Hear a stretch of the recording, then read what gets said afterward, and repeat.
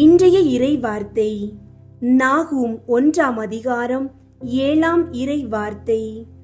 ஆண்டவர் நல்லவர், துன்ப நாளில் அவர் காவலரன் ஆவார். அவரிடம் அடைக்கலம் புகுந்தோரை அவர் அறிவார்.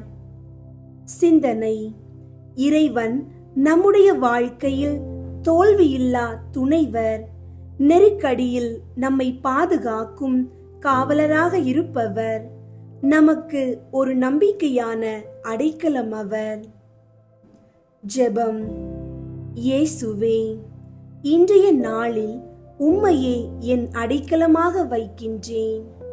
என்னை காக்கவும், என் நெஞ்சில் அமைதியை ஊற்றவும் தாயும் தந்தையுமாக என்னை பாதுகாத்தருளும். ஆமீன். இயேசுவின் ஆசீர்வாதம் உங்களோடும் உங்கள் குடும்பத்தோடும் எப்போதும் இருக்கட்டும். ஆமீன்.